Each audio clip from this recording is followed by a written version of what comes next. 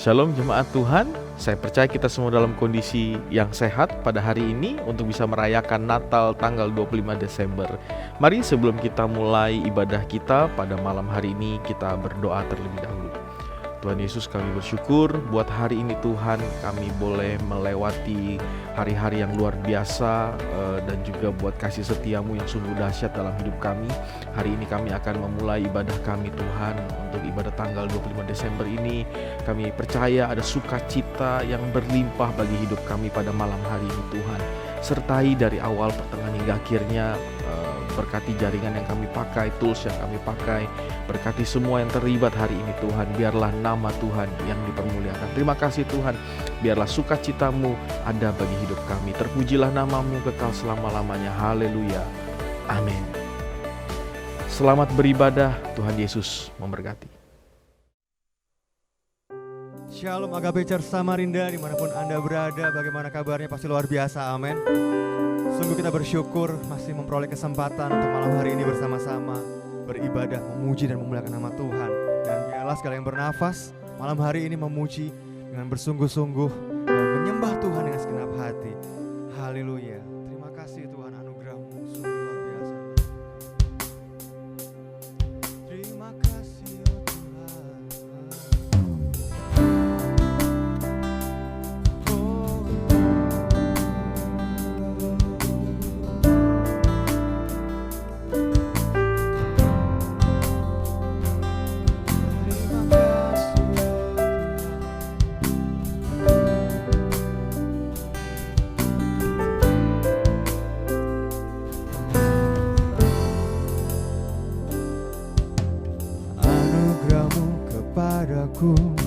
Tak pernah berubah, perbuatanmu terlukiskan di dalam hatiku.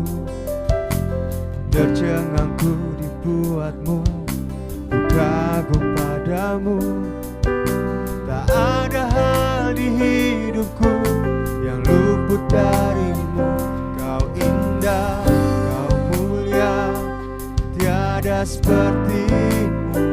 Ku ingin hidupku menyenangkanmu.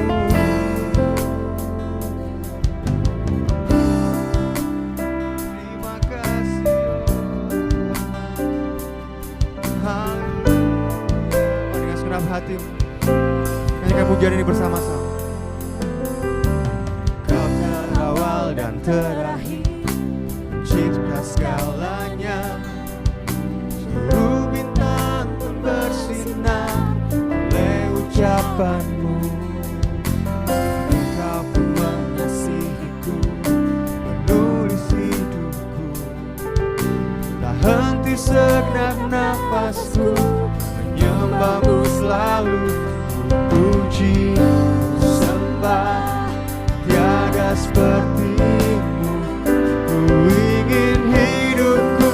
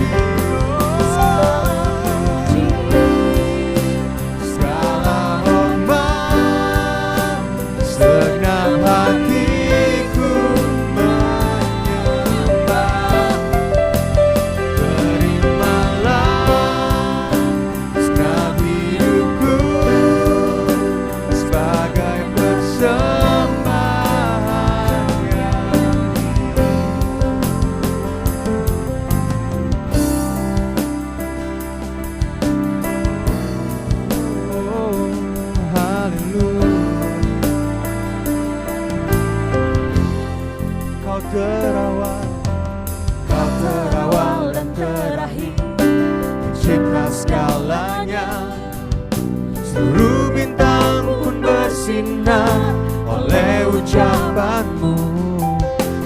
Engkau pun mengasihiku, penulis hidup. hidupku, tak henti segenap nafasku, menyembahmu selalu, puji, ku sembah, tiada sepertimu. Ku ingin hidupku menyenangkanmu, segala puji, segala hormat, segenap hatiku, sembah dengan segenap hatiku. Haleluya.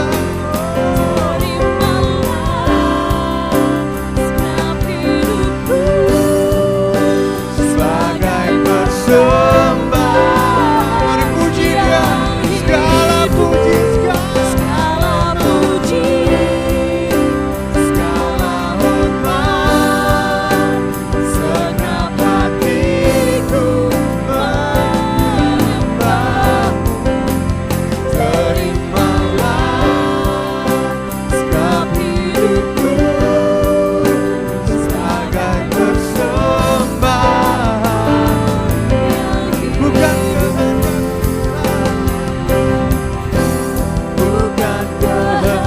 kehendakku, yes Lord, namun kehendakmu. Ku hidup bagimu, Kau indah, Kau mulia, ku ingin hidupku menyenangkanmu.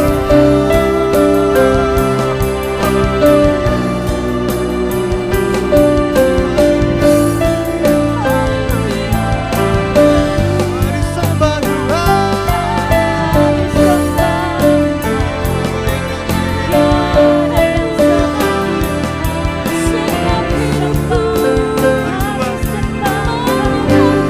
segenap hati, dengan segenap apapun, dengan segenap hidupku,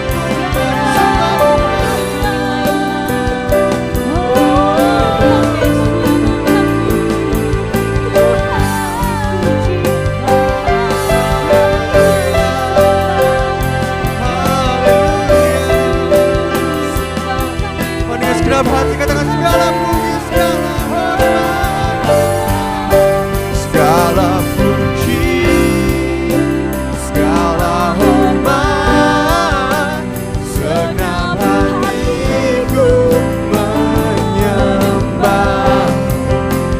Terimalah segenap hidupku sebagai persembahan yang hidup.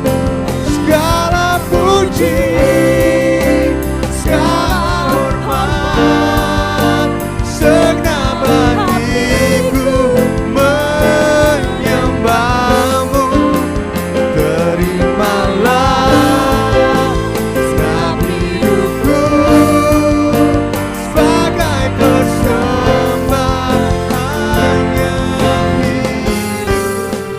Segala puji, segala hormat, segenap hatiku menyembahmu. Terimalah segenap hidupku sebagai persembahan yang hidup.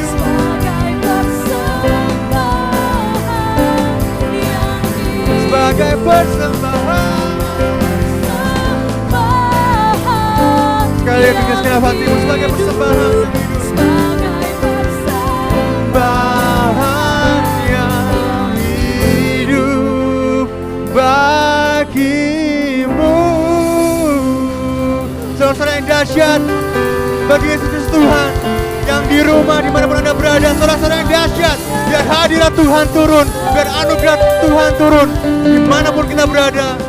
Terima kasih Yesus, terima kasih Tuhan. Kami siap Bapa untuk lebih dahsyat lagi Tuhan, bersuka cita, bersekutu bersama-sama, menyembah, memuliakan nama-Mu di dalam nama Tuhan Yesus. Yang siap sama-sama saya katakan amin. Saudara-saudara yang dahsyat bagi Yesus Tuhan. Haleluya.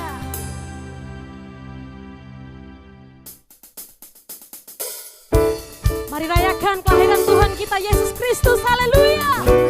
Dia adalah sumber kesukaan bagi seluruh dunia.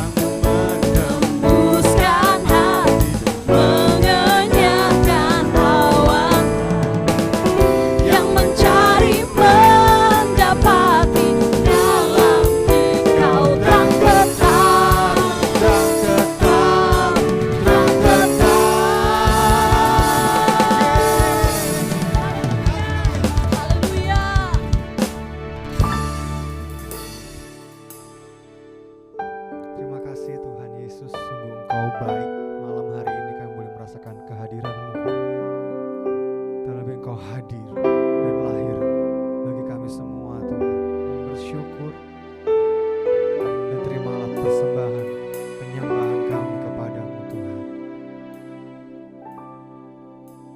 Seorang anak telah lahir untuk kita, seorang putera diberikan, lambang pemerintahan di atas bahunya, dan namanya pun disebut orang penasehat ajaib, Allah yang perkasa, Bapa yang kekal, Raja damai. sambutlah Dia, Yesus Tuhan, Juru Selamat dunia.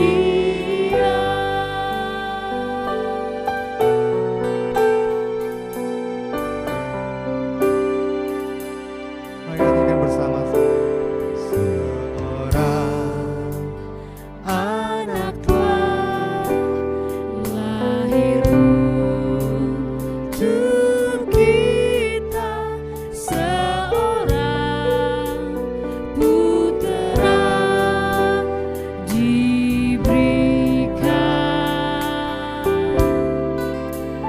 lambang pemerintahan di atas bahunya, dan namanya pun disebut orang penasehat ajaib, Allah yang perkasa, Bapa yang kekal, Raja damai. Sambutlah Dia, Yesus Tuhan, Juru Selamat dunia. Penasehat ajaib, Allah yang perkasa, Bapa yang kekal, Raja damai. Sambutlah Dia, Yesus Tuhan, Juru Selamat dunia. Penasehat ajaib, Allah yang perkasa, Bapa yang kekal, Raja damai. Sambutlah Dia, Yesus Tuhan, Yesus Tuhan, Juru Selamat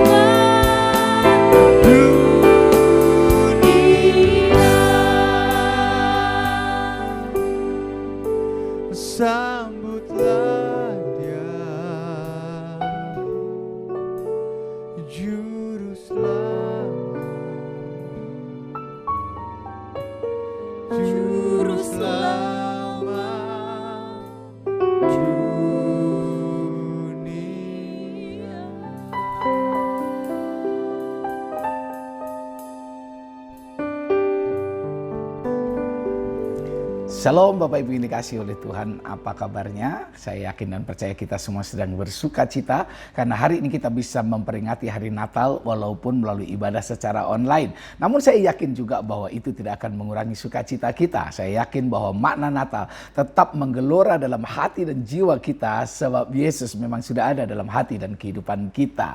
Saudara yang dikasihi oleh Tuhan, di awal Desember ini saya menyampaikan khotbah atau firman Tuhan berbicara tentang keistimewaan Natal. Natal menjadi sangat istimewa. Oleh karena apa? Oleh karena Natal adalah divine event. Oleh karena Natal adalah peristiwa yang sangat supranatural. Bukan hanya itu, Natal adalah miliknya surga. Karena itu saya menyebutnya sebagai heavenly event. Sebuah peristiwa surgawi. Yang ketiga, kenapa Natal menjadi sangat istimewa? Oleh karena Natal, saudara-saudara, di hari Natal, Yesus lahir untuk mati.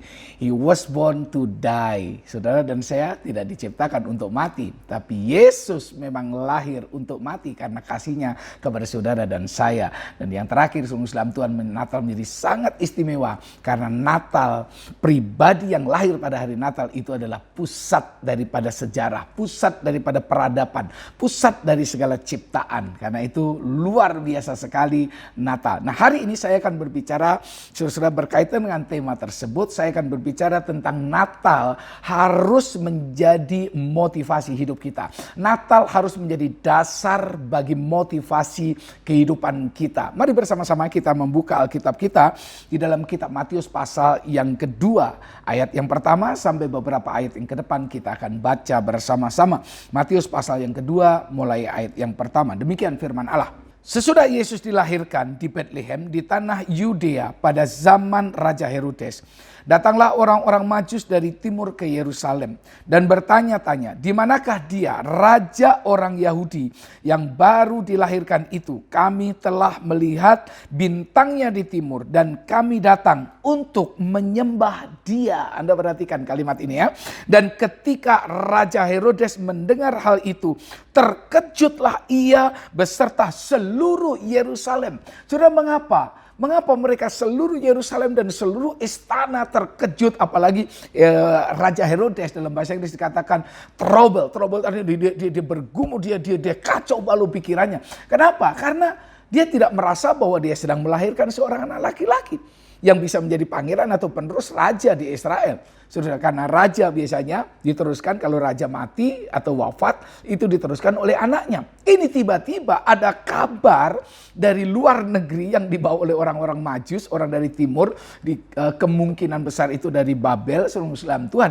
Dikatakan bahwa ada raja yang baru lahir, raja bagi Israel yang baru lahir. Bahkan dikatakan, saudara-saudara, orang-orang Majus ini, yang saya tidak tahu jumlahnya berapa, ada yang mengatakan 3 berdasarkan 3 macam persembahan, ada yang mengatakan 12, 10, tetapi yang pasti itu rombongan yang cukup banyak seluruh Islam Tuhan. Nah, dikatakan kami akan datang untuk menyembah dia.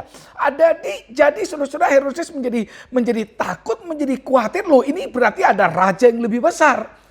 Karena raja-raja dari timur pun, ya orang Majus tadi mengatakan mereka adalah raja-raja, wise men, orang-orang pintar, ahli nujum, ahli perbintangan, saudara-saudara. Dan mengatakan kami akan takluk, datang menyembah, berarti menaklukkan diri. Sudah ketika Raja Yerusalem mendengar itu, terkejutlah ia beserta seluruh Yerusalem. Anda perhatikan, maka dikumpulkannya semua imam kepala dan ahli Taurat bangsa Yahudi, lalu dimintanya keterangan dari mereka di mana Mesias akan dilahirkan. Wah, ini berarti sudah mulai terbuka pikirannya bahwa Mesias akan datang. Lalu kemudian mereka berkata kepadanya, ayat yang kelima, di Bethlehem di tanah Yudea, karena demikian ada tertulis dalam kitab Nabi, dan engkau Bethlehem tanah Yudea, engkau sekali-kali bukanlah yang terkecil dari antara mereka yang memerintah Yehuda, karena daripada mula akan bangkit seorang pemimpin yang akan mengembalakan umatku Israel. Lalu dengan diam-diam Herodes memanggil orang-orang Majus itu dan dengan teliti bertanya kepada mereka bila mana bintang itu nampak. Anda perhatikan, Herodes tidak main-main. Herodes tidak main-main, saudara. Dia teliti, mungkin diinterogasi semacam itu, sudah ditanya pertanyaan yang sangat detail. Saya tidak tahu berapa jam itu perlu waktu untuk bertanya itu, saudara-saudara, untuk mengetahui informasi tentang hadirnya Mesias. Setelah dia dapatkan dari para ahli Taurat, dia tanya juga daripada para majus, para ahli perbintangan. Bapak Ibu, saudara-saudara yang diberkati oleh Tuhan, karena Herodes merasa bingung bahwa ini kok ada raja baru lahir, dan raja ini sangat luar biasa. Kenapa? Karena kelahirannya diketahui oleh orang-orang di luar Israel. Dan bahkan saudara-saudara dikatakan dia bertanya kepada ahli Taurat karena dia sendiri sudah mulai berpikir jangan-jangan memang ada raja, dan ini berkaitan dengan Mesias tadi dikatakan. Setelah ayat yang ke-9, setelah mendengar kata-kata raja itu, berangkatlah mereka dan lihatlah bintang yang mereka lihat di timur itu mendahului mereka hingga tiba dan berhenti di atas tempat di mana anak itu berada. Ketika mereka melihat bintang itu, sangat bersukacitalah mereka. Maka masuklah mereka ke dalam rumah itu dan melihat anak itu bersama Maria ibunya, lalu sujud menyembah dia. Jadi persis seperti yang dikatakan kepada Herodes atau kepada orang Israel ketika para majus bertanya, di mana raja yang baru lahir itu kami akan menyembah. Dan betul, ketika para majus berjumpa dengan bayi Yesus, waktu itu mungkin baru umur 1 tahun atau 2 tahun, atau pastinya di bawah 2 tahun, saudara, dikatakan lalu sujudlah mereka, menyembah dia. Mereka pun membuka tempat harta bendanya dan mempersembahkan persembahan kepadanya, yaitu emas, kemenyan, dan mur. Dan nanti kita bisa baca ayat selanjutnya, kisah ini bahwa mereka diingatkan dalam mimpi untuk tidak bertemu dengan Herodes, dan mereka mengambil jalan lain. Saudara-saudara yang dikasih oleh Tuhan, lalu kemudian singkat cerita, Herodes menjadi marah karena merasa dikelabui oleh orang-orang majus itu, lalu memerintahkan bahwa anak-anak umur 2 tahun ke bawah semua dibantai habis. Nah, Anda bayangkan, yang semua menggenapi ayat-ayat di dalam perjanjian lama atau nubuatan-nubuatan perjanjian lama seluruh Islam Tuhan. Anda bayangkan bahwa pada waktu itu terjadi jerit tangis yang sangat luar biasa. Anda bayangkan tidak ada orang tua yang membiarkan anaknya dibunuh mati. Tentu orang tua akan membela, berusaha melindungi, dan ketika mereka melindungi, mereka pasti akan dipukul, dianiaya oleh para tentara-tentara Israel. Kasih Tuhan, sangat luar biasa kejadiannya. Karena itu Natal itu sebuah peristiwa yang sangat-sangat spektakuler. Karena itu saudara-saudara, mari kita jadikan Natal sebagai dasar motivasi dalam kehidupan kita. Ada banyak hal yang kita bisa belajar dari peristiwa Natal. Dan malam hari ini saya akan mengutip atau mencatat ada 3 hal, saudara-saudara, yang melalui Natal ini harus menjadi dasar motivasi kita. Yang pertama, Natal harus menjadi dasar bagi ibadah kita. Natal harus menjadi dasar motivasi kenapa Anda dan saya beribadah. Kenapa Anda dan saya menyembah kepada Tuhan. Kekasih-kekasih Tuhan, Dia datang, saudara-saudara, saya katakan di awal bulan Desember yang lalu, bahwa Yesus menjadi pribadi yang kemudian menjadi pusat bagi sejarah, pusat bagi peradaban, pusat dari ciptaan dan menjadi pusat segala-galanya. Kalau saudara-saudara belum mendengarkan khotbah saya tentang hal itu, saudara silahkan, itu khotbah saya di tanggal 6 Desember, saudara boleh melihatnya nanti. Nah, saudara-saudara, Yesus menjadi center of everything, menjadi pusat segala-galanya, dan dia layak disembah. Bahkan orang-orang majus yang bukan orang percaya, orang-orang majus seluruh Islam Tuhan, orang-orang yang di luar Israel, mereka mengerti bahwa Yesus adalah pribadi yang layak disembah. Kalau saya sudah ingat di dalam apa yang dikatakan oleh malaikat, seluruh Islam, malaikat berkata bahwa hari ini telah lahir bagimu juru selamat, yaitu Kristus Tuhan. Kristus adalah Tuhan, karena itu dia layak disembah. Dan karena itu saudara-saudara, ibadah yang benar harus berpusat kepada Kristus. Ibadah yang benar harus berpusat kepada Kristus. Jadi kalau engkau sedang beribadah, saudara perlu bertanya kepada dirimu sendiri, saudara perlu bertanya, hatiku sedang tertuju kepada siapa? Pikiranku sedang tertuju kepada siapa? Kalau engkau ingin ibadahmu berkenan, maka pusat ibadahmu, perhatianmu harus fokus kepada Kristus. Hal yang sangat menarik, saudara-saudara, bahwa orang-orang majus ini datang membawa 3 macam persembahan, yaitu emas, kemenyan, dan mur, saudara-saudara. Ya, emas, kemenyan, dan mur. Ini emas beneran, saudara, bukan emas Jawa, bukan emas Samuel Darmanto, bukan, saudara ya. Ini emas beneran, saudara. Lalu kemudian kemenyan, apa itu kemenyan? Nanti saya jelaskan. Lalu kemudian mur, apa itu mur? Ini bukan mur baut, saudara, bukan mur baut yang itu dibuat untuk pasang-pasang. Ini adalah mur, ini adalah minyak wangi-wangian, sementara kemenyan itu adalah bahan untuk membuat ukupan.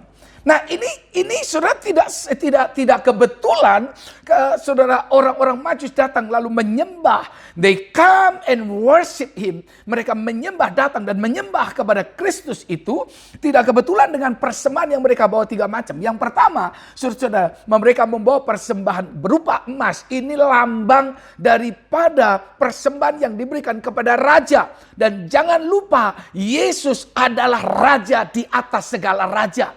Kan itu orang Majus datang, saudara-saudara, dikatakan di mana raja yang baru lahir itu.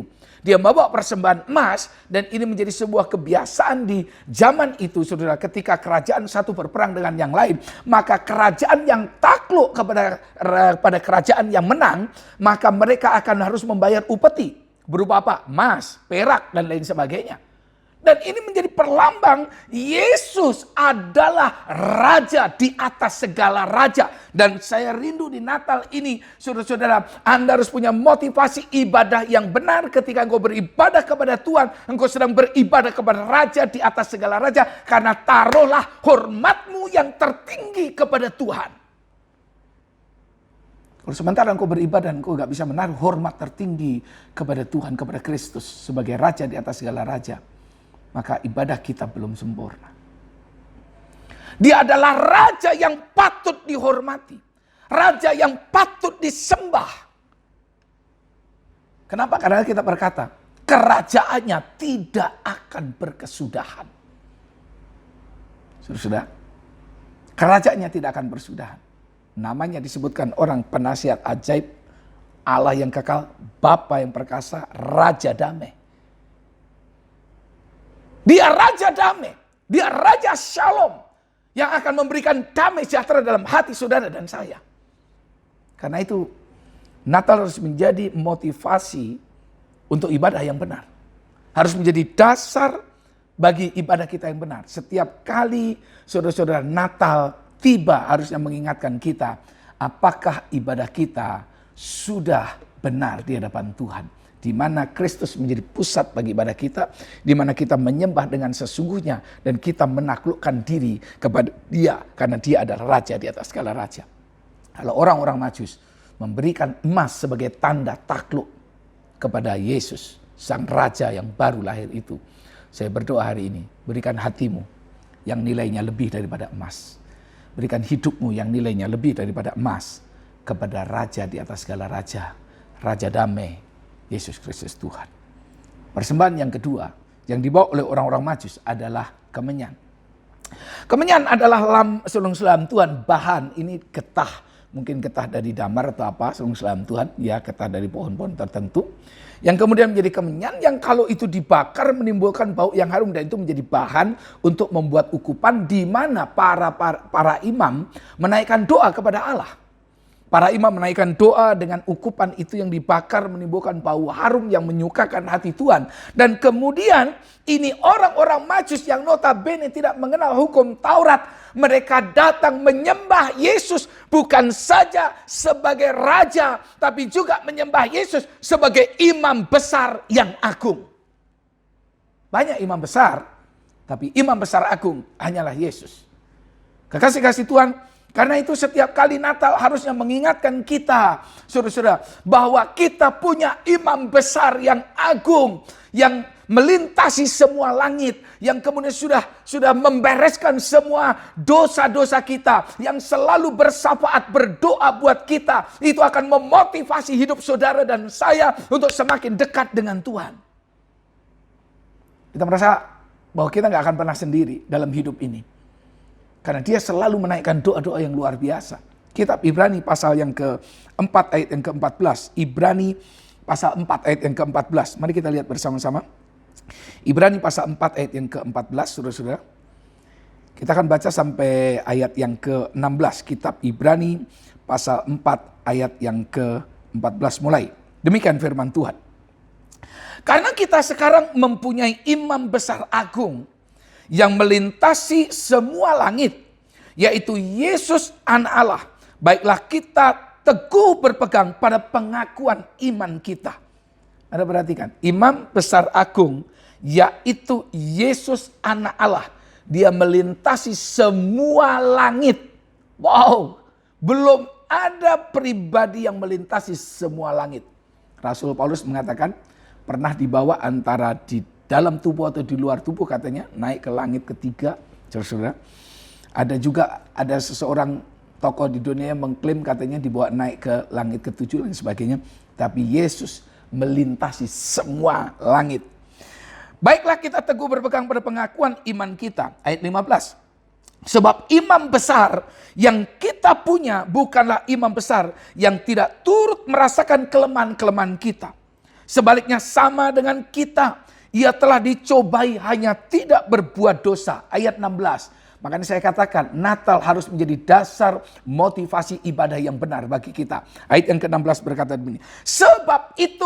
Sebab Yesus yang lahir itu adalah imam besar agung. Dikatakan marilah kita dengan penuh keberanian menghampiri tahta kasih karunia. Supaya kita menerima rahmat dan menemukan kasih karunia untuk mendapat pertolongan pada waktunya. Ini rahasia ibadah yang luar biasa. Paulus mengatakan, agunglah rahasia ibadah kita. Kenapa? Karena ada imam besar agung yang telah mempersembahkan dirinya menjadi korban sekali untuk selama-lamanya. Bukan dengan sungguh Tuhan, ukupan biasa, tapi dengan darahnya. Bukan dengan darah korban anak domba, tapi dengan darahnya sendiri. Darah yang sempurna, darah yang mahal. Karena itu setiap kali Natal harusnya mengingatkan kita, ayo kita cek lagi ibadah kita. Apakah kita sudah datang kepada Yesus sebagai imam besar agung yang layak menerima penyembahan kita. Dan ingatlah saudara, dia selalu menaikkan doa buat kita. Dia selalu menjadi pengantara yang luar biasa bagi kita. Kekasih-kasih Tuhan, dikatakan sebab itu marilah kita dengan penuh keberanian menghampiri tahta kasih karunia. Supaya kita menerima rahmat dan menemukan kasih karunia untuk mendapat pertolongan pada waktunya. Saya yakin dan percaya ketika ibadahmu benar. Sekalipun secara online, ketika ibadahmu benar. Engkau menjadikan Yesus sebagai pusat ibadah. Satu-satunya pusat ibadah yang layak disembah. Satu-satunya yang layak menerima penyembahan, pengagungan dan pujian. Lalu saudara menganggapnya Yesus saudara tempatkan sebagai raja di atas segala raja. Engkau berikan hatimu, hidupmu melebihi emas yang engkau berikan kepada Tuhan. Lalu saudara datang kepada Tuhan dengan kerendahan hati. Datang minta pengampunan. Karena Yesus adalah imam besar agung. Saya yakin ibadah kita semakin disempurnakan. Yang ketiga, persembahan yang dibawa adalah mur. Mur. Bapak yang berkata oleh Tuhan. Tadi saya katakan mur itu apa? Mur itu adalah minyak wangi-wangian. Ini bahan yang kemudian diolah menjadi minyak wangi-wangian yang sangat mahal. Mungkin sejenis minyak narwastu yang cukup mahal. Nah, saudara perhatikan. Kenapa para majus membawa persembahan itu? Mas, persembahan yang diberikan kepada raja di atas segala raja. Kemenyan, persembahan yang diberikan, sudah diberikan, dipersembahkan kepada imam besar agung. Lalu kemudian yang ketiga adalah mur. Mur adalah saudara minyak. Yang kemudian orang Majus sendiri tidak mengerti. Tapi rupanya menjadi sesuatu yang memiliki makna yang dalam. Karena melalui minyak itu dipersembahkan. Itu saudara-saudara sama seperti ketika seorang wanita datang kepada Yesus dengan membawa minyak yang mahal, minyak narwastu itu. Lalu dibukanya segelnya, lalu kemudian dituangkan di atas kepala Yesus. Dan kemudian murid-muridnya menjadi gusar. Saudara-saudara, kenapa minyak yang mahal ini dituangkan, buang-buang saja percuma. Lebih baik dijual, lalu dapat uang dan diberikan kepada orang miskin. Tapi Yesus tahu hati mereka. Dan Yesus berkata, oh tidak masalah. Karena ini sedang mempersiapkan hari kematianku yang sudah dekat. Kita bisa membacanya di dalam kitab Matius pasal yang ke-26. Saudara-saudara. Matius pasal yang ke-26. Saya akan membaca dengan singkat buat saudara. Ketika Yesus berada di Betania di rumah Simon Sikosta. Datanglah seorang perempuan kepadanya membawa sebuah buli-buli pualam berisi minyak wangi yang mahal. Minyak itu dicurahkannya ke atas kepala Yesus yang sedang duduk makan. Melihat itu, murid-murid gusar dan berkata, untuk apa pemborosan ini? Sebab minyak itu dapat dijual dengan mahal dan uangnya dapat diberikan kepada orang-orang miskin. Tetapi Yesus mengetahui pikiran mereka lalu berkata, mengapa kamu menyusahkan perempuan ini? Sebab ia telah melakukan suatu perbuatan yang baik bagiku. Karena orang-orang miskin selalu ada padamu, tetapi aku tidak akan selalu bersama-sama dengan kamu. Perhatikan ayat yang ke-12 dan 13. Sebab dengan mencurahkan minyak itu ke tubuhku, ia membuat suatu persiapan untuk penguburanku. Aku berkata kepadamu, sesungguhnya di mana saja Injil ini diberitakan di seluruh dunia, apa yang dilakukannya ini akan disebut juga untuk mengingat dia. Minyak yang mahal itu dibawa kepada Yesus oleh para Majus. Ini mengindikasikan, menceritakan kepada kita bahwa Yesus lahir untuk mati sebagai juru selamat. Karena itu dipersiapkan dari awal, sudah diberikan minyak wangi-wangian. Menjadi lambang bahwa Yesus memang juru selamat, Mesias yang akan menderita, mati dan dikuburkan. Bapak Ibu saudara yang diberkati oleh Tuhan. Karena itu iblis berusaha untuk membuat berita hoax bahwa Yesus tidak mati. Yesus tidak disalib. Yesus dicuri mayatnya dan lain sebagainya. Itu pekerjaan iblis. Kenapa? Kalau Yesus tidak mati, kita tidak penebusannya tidak sempurna, kita tidak diselamatkan. Dan ini 3 macam persembahan ini sudah memberikan gambaran kepada kita tentang siapa Yesus. Dia adalah raja di atas segala raja yang layak disembah. Saudara dan saya mesti taklukkan hidupmu. Biarkan dia berdaulat atas hidup kita. Dia adalah imam besar agung yang menjadi pengantara bagi kita dengan Allah. Dia menjadi pengantara yang membawa kita dengan persembahan darahnya sendiri yang sempurna. Dan yang ketiga, dia adalah juru selamat yang mati di atas kayu salib. Dipersiapkan dengan minyak yang mahal. Karena itu Natal harus menjadi motivasi yang benar bagi ibadah kita. Ibadah kita harus benar, lurus, tegak, lurus dalam kebenaran, ortodoks. Memiliki nilai ortodoksi, tegak, lurus, benar. Yaitu ibadah yang ditujukan semata-mata hanya kepada Kristus. Yang kedua, Natal harus menjadi motivasi atau menjadi dasar motivasi pelayanan kita. Natal harus menjadi dasar motivasi bagi pelayanan kita, saudara-saudara.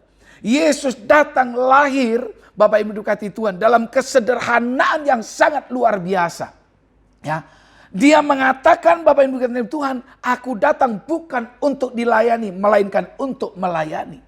Dan ini harus menjadi sebuah motivasi dalam kehidupan kita. Anda dan saya yang sudah diselamatkan, miliki beban untuk melayani Tuhan. Ada banyak macam cara kita bisa melayani Tuhan. Kekasih-kasih Tuhan, mungkin dengan terlibat pelayanan kegiatan di dalam gereja, itu bagian dari pelayanan. Dengan saudara mendoakan jiwa-jiwa, itu adalah bagian dari pelayanan.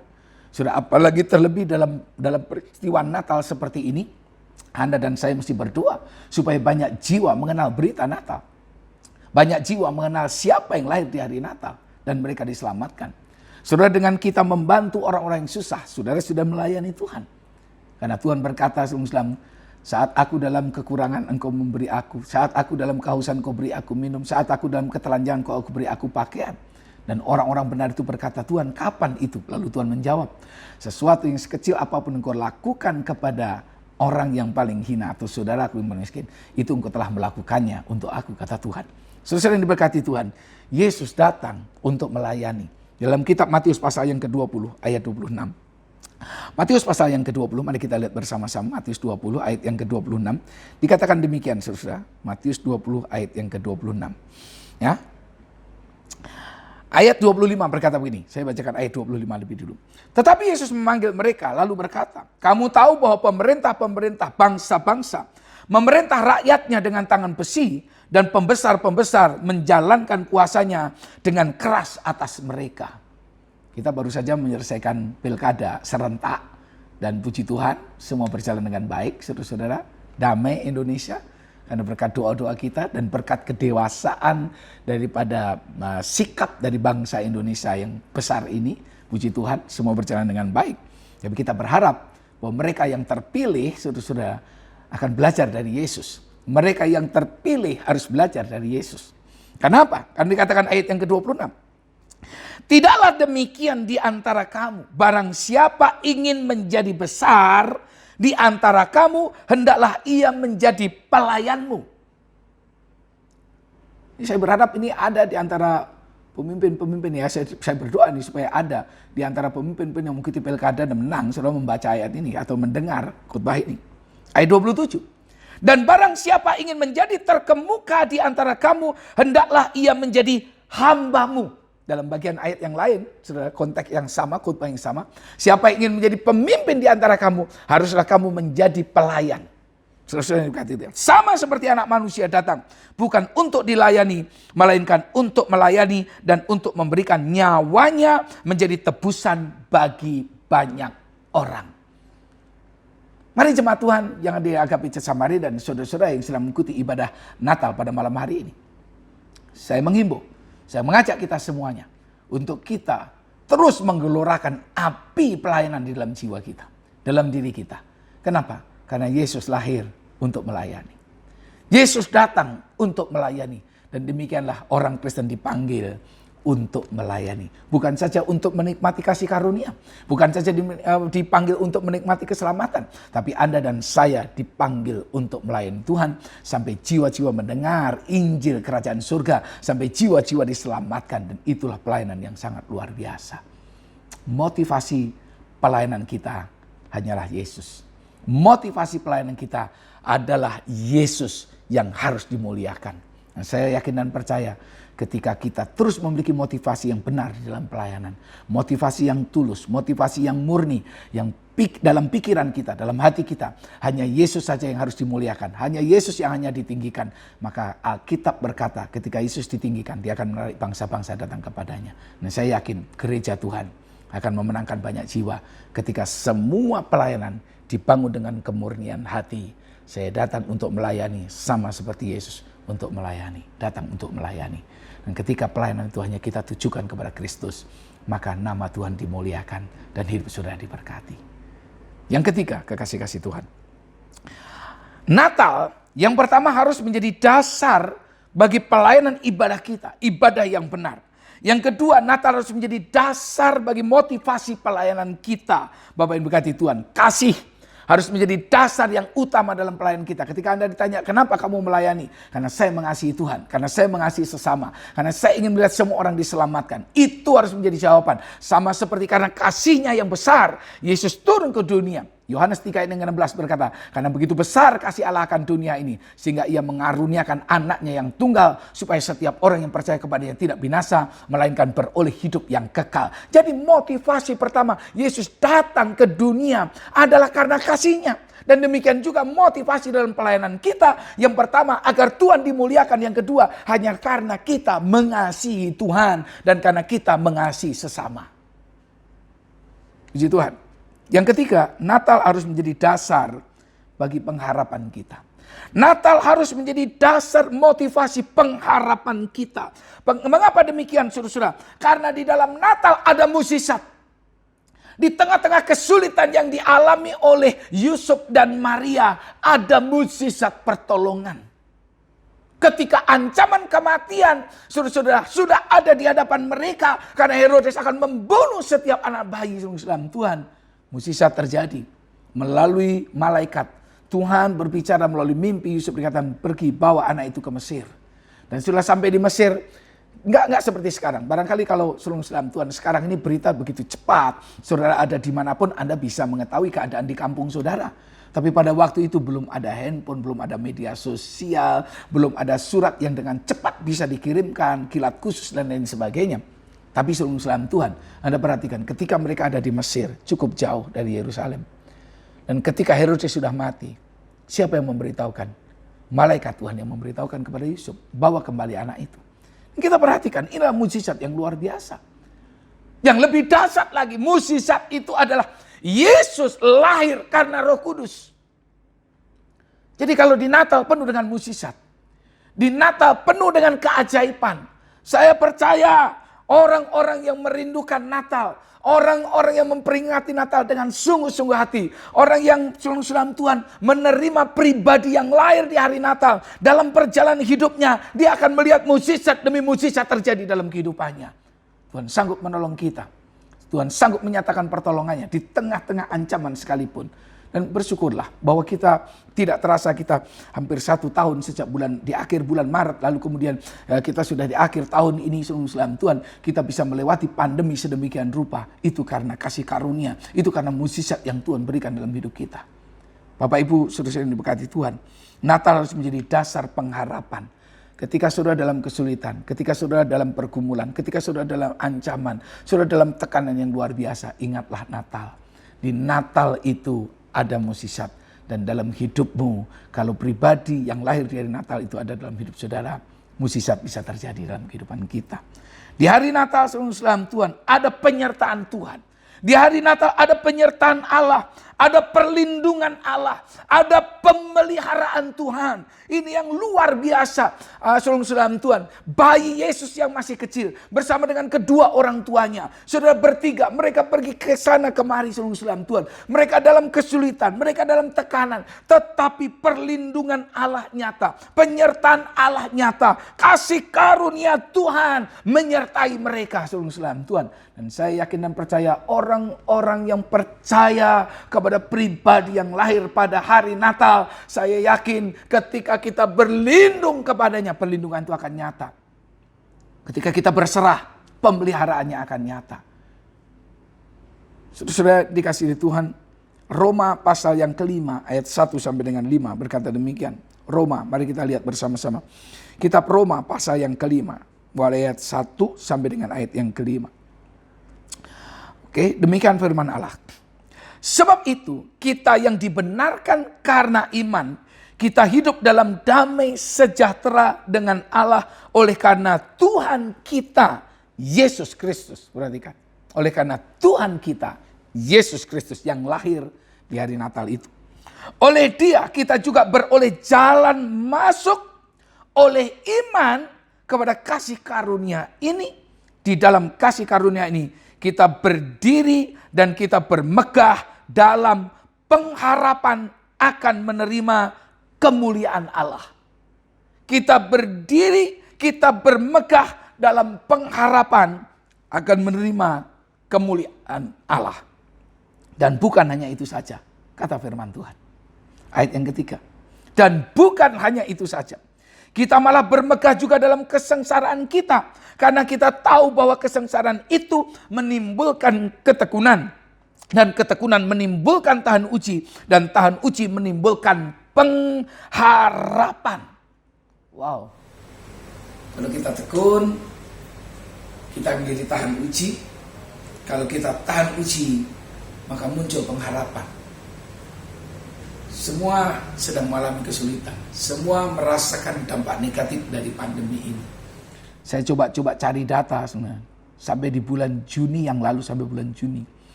Itu Menteri Keuangan kita mengatakan dalam Tuhan bahwa akibat pandemi ini, bangsa kita, Indonesia khususnya, itu mengalami kerugian, ada yang menulis sekitar 316 sampai 320 triliun. Wow. Itu jumlah yang sangat-sangat besar sekali. Kerugian. Nah, saya tidak tahu kalau sampai akhir tahun berapa kerugiannya. Dan seluruh dunia itu mengalami kerugian dalam jumlah yang sangat fantastis. Dalam hitungan triliun dolar, saudara-saudara. Nah, kalau kita terus bertekun dalam iman, kita coba terus bertahan. Tentu bukan dengan kekuatan kita, dengan pertolongan Tuhan.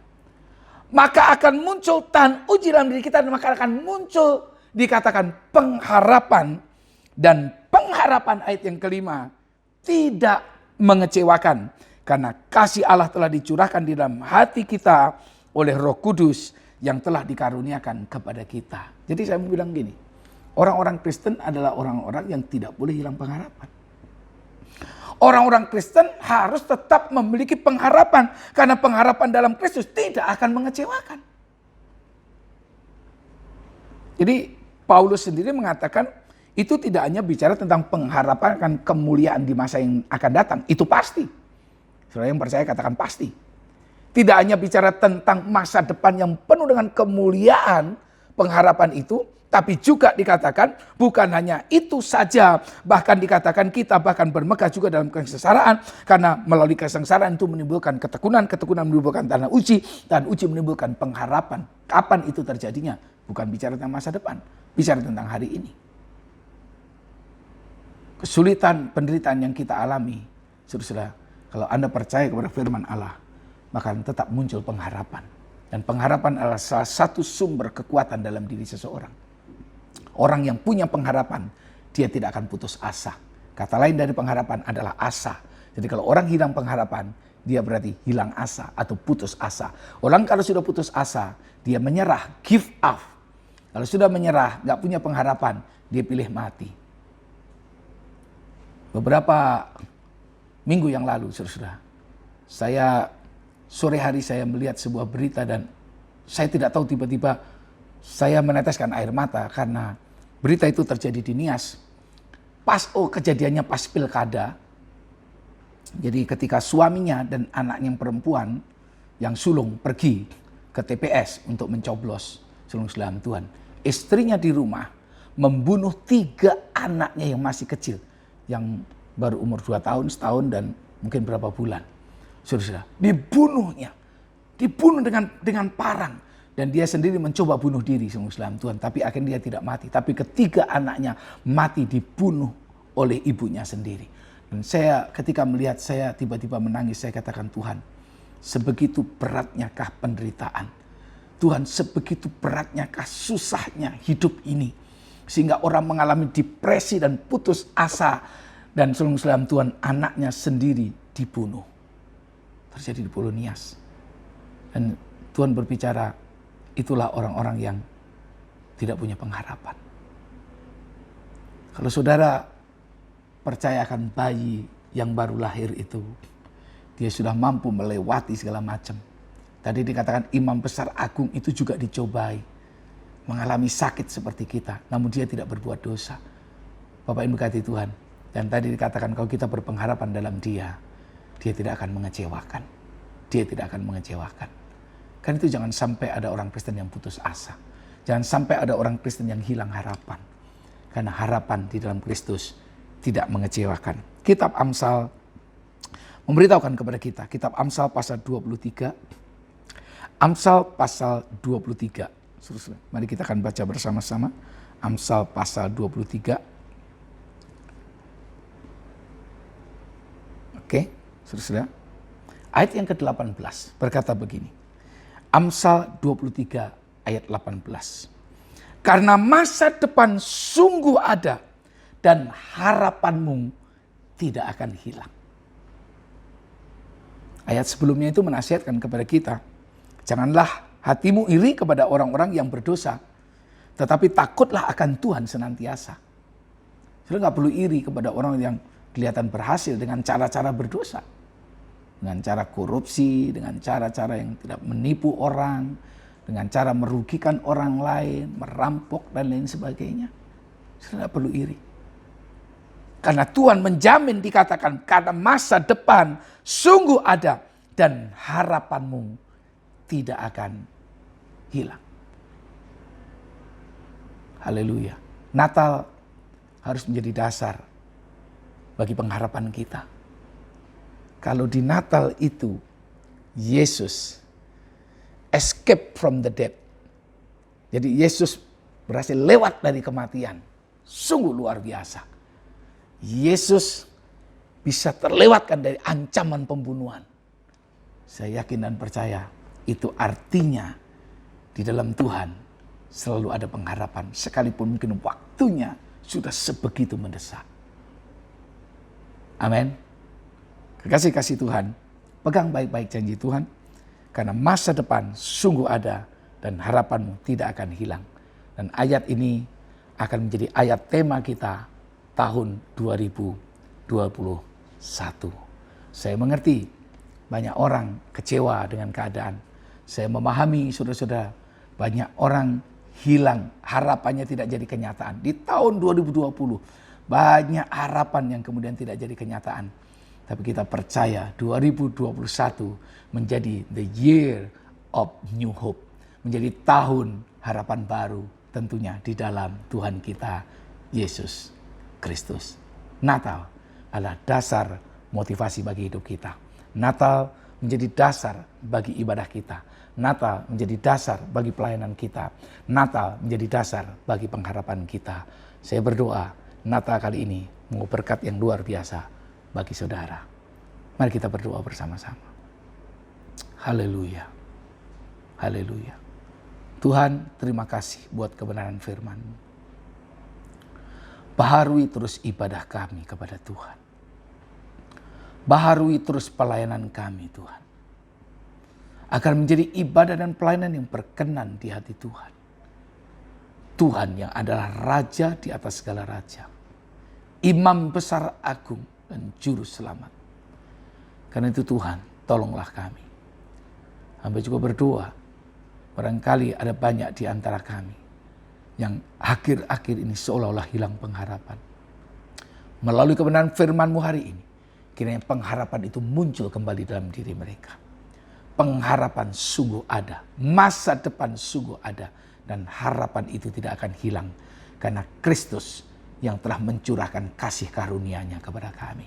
Pengharapan itu tidak mengecewakan karena Allah telah mencurahkan kasih karunia di dalam hati kami. Berkatilah umat-Mu, berkatilah jemaat-Mu yang sudah mendengar firman Tuhan hari ini. Terima kasih Bapa, di dalam nama Tuhan Yesus kami bersyukur untuk Natal kali ini. Kami bersyukur untuk firman-Mu malam ini. Haleluya. Amin. Amin. Mari kita terus berpengharapan dalam Tuhan. Ibadah semakin berkenan, pelayanan semakin menyukakan hati Tuhan. Tuhan Yesus memberkati.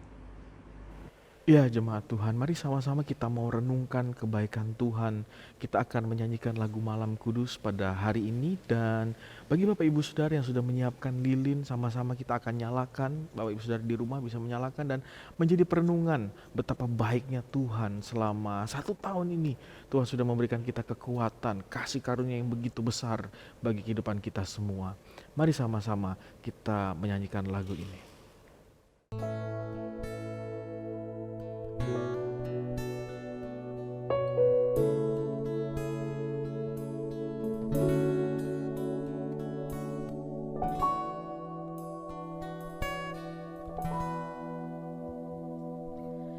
Malam kudus,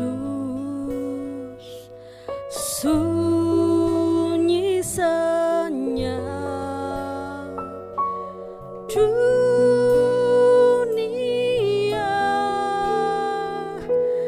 terlelap,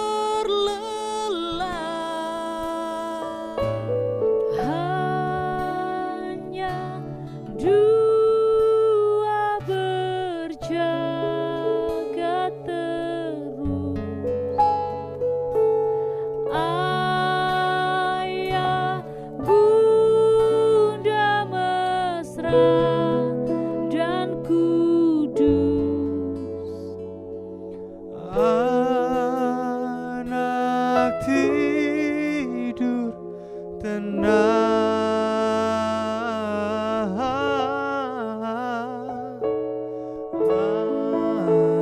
anak tidur tenang.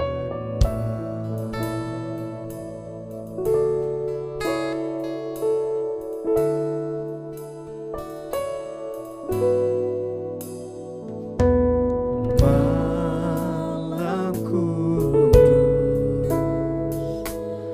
sunyi senyap,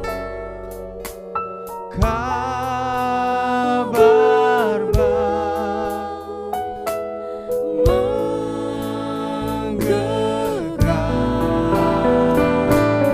malam surga menyanyikannya. Kaum gembala menyaksikan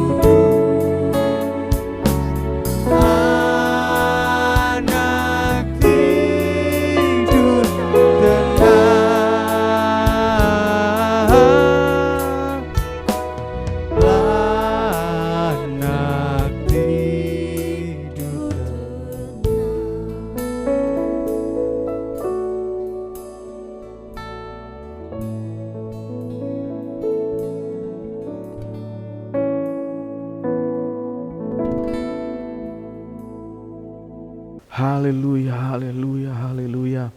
Terima kasih Tuhan buat kasih setiamu Tuhan. Engkau sudah sungguh baik Tuhan menyertai kami Tuhan. Biarlah apa yang kami kerjakan hari-hari ini Tuhan semuanya boleh memuliakan namamu Tuhan.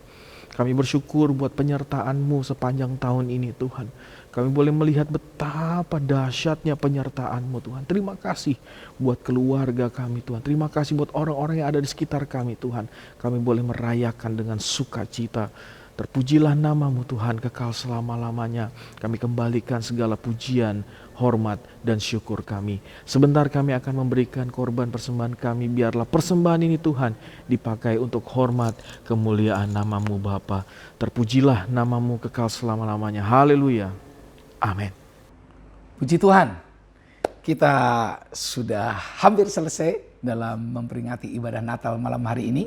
Dan kekasih-kasih Tuhan, saya mengingatkan kembali saudara-saudara bahwa besok hari Minggu tanggal 27 kita akan merayakan Natal di gedung gereja kita yang baru di Bukit Alaya di lantai 3 di main hall atau sudah di main auditorium. Nah, karena itu pastikan sudah siapkan hati, kita akan berjumpa di sana dan saya ingatkan semua harus memakai masker, kita taati protokol kesehatan dengan 3M, mencuci tangan, memakai masker, menjaga jarak, saudara-saudara ya. Dan kita akan bersuka cita bersama-sama bagi Bapak Ibu, saudara-saudara yang terhalang karena sakit, karena usia yang lanjut, dan juga karena mungkin ada yang menjaga anak-anak dan tidak bisa ikut beribadah di gedung. Saudara-saudara, nanti kami akan kirimkan link secara khusus. Jadi itu hanya untuk jemaat Agape Church Samarinda. Bapak Ibu diberkati oleh Tuhan, Tuhan berkati. Terima kasih buat ibadah Natal pada malam hari ini, buat pengerja-pengerja yang sudah melayani dengan luar biasa. Dan saya beserta dengan keluarga ingin mengucapkan selamat hari Natal, selamat menyambut tahun baru, tahun yang penuh dengan pengharapan, tahun 2021, the year of new hope, tahun harapan baru bagi kita. Dan saya berdoa sukacita Natal, damai sejahtera, dan semangat yang luar biasa Tuhan kerjakan dalam hati kita. Sekali lagi, Merry Christmas and Happy New Year. Sampai jumpa tanggal 27 hari Minggu jam 10 pagi. Tuhan Yesus memberkati dan mari kita akan akhiri ibadah kita dalam doa. Pada akhirnya Tuhan, segala hormat, pujian, syukur, kemuliaan, keagungan, dan kebesaran kami kembalikan kepada Allah Tritunggal. Allah Bapa, Allah Putra, dan Allah Roh Kudus, Allah yang Esa. Tuhan, terima kasih buat perayaan Natal atau peringatan Natal malam hari ini yang kami lakukan secara online. Tapi kami yakin dan percaya berkat Natal ada dalam kehidupan kami. Tuhan berkati seluruh umat yang sudah mengikuti ibadah Natal pada malam hari ini. Berkati para pelayan-pelayan Tuhan yang sudah melayani dengan luar biasa. Kasih karunia dan kemurahan Tuhan makin melimpah atas hidup kami. Sekarang Tuhan, kami berdoa untuk acara perayaan Natal tanggal 27. Kiranya Tuhan akan hadir, Tuhan campur tangan, Tuhan melindungi, Tuhan menjagai kami semua dari segala macam virus, bakteri, sakit, penyakit apapun Tuhan. Tuhan yang ada bersama dengan kami dan kami rindu melalui perayaan Natal, iman kami dibangkitkan kembali, persekutuan kami dikuatkan kembali satu dengan yang lain.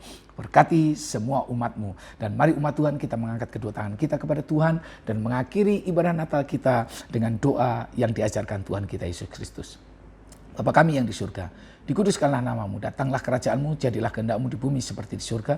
Berikanlah kami pada hari ini makanan kami yang secukupnya, dan ampunilah kami akan kesalahan kami, seperti kami juga mengampuni orang yang bersalah kepada kami. Dan janganlah membawa kami ke dalam pencobaan, tapi lepaskanlah kami daripada yang jahat, karena Engkau yang punya kerajaan dan kuasa dan kemuliaan sampai selama-lamanya. Akhirnya kekasih Tuhan, biarlah berkat Natal turun atas setiap kita. Sukacita, damai sejahtera dari Allah Bapa di surga, cinta dan kemurahan, keselamatan kekal dari Tuhan kita Yesus Kristus, persekutuan, penghiburan, kekuatan dan perlindungan serta pengurapan dari Allah Roh Kudus menyertai dan memberkati kehidupanmu, keluargamu, pekerjaanmu, hari-harimu, masa depanmu, sekolah, kuliah, bisnis, usahamu, semuanya diberkati oleh Tuhan. Dan semua yang percaya dengan iman kita menerima berkat Natal pada malam hari ini, kita bersama berkata amin. Puji Tuhan, terima kasih. Selamat hari Natal, selamat tahun baru. Tuhan Yesus memberkati. Salam buat semuanya. Sukacita Natal bersama dengan kita. Amin.